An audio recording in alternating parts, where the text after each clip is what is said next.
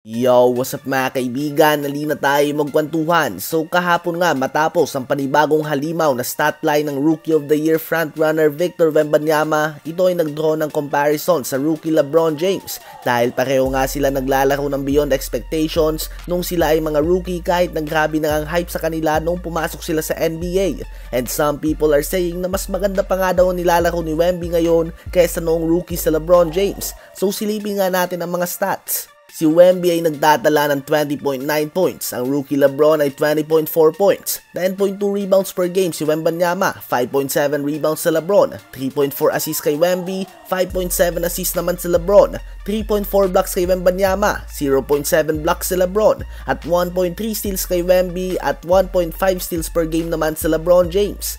So dikit nga puntos, malaki ang agwat ni Wemby sa rebounds and blocks at lamang naman sa LeBron sa assists at sa steals per game.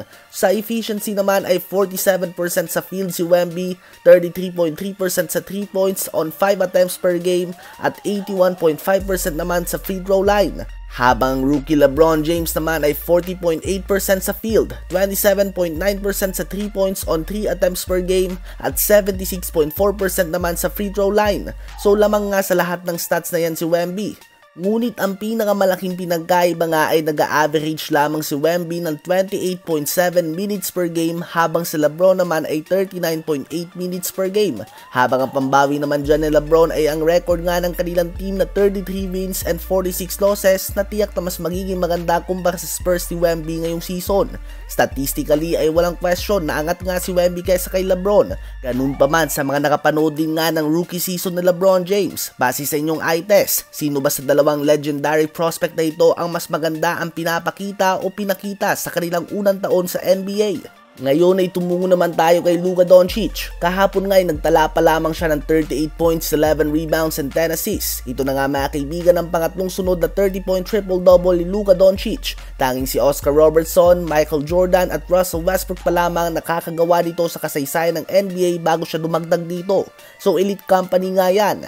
Nang gumawa nga ang Dallas Mavericks ang 7 magkakasunod na panalo ay sinabi ko nga na nag-iinit na sila, ngunit masusubukan talaga sila sa kanilang mga susunod na game on the road dahil lahat nga ito malalakas at madalas ay dayo pa nga talaga sila mga kaibigan.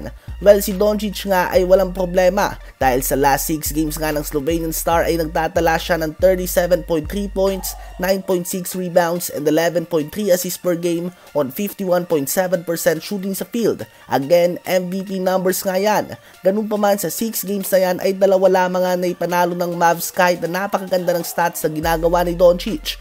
Wins and losses nga ay hindi nagbabagong stats si Luka. Ano ba ang masasabi nyo tungkol dito?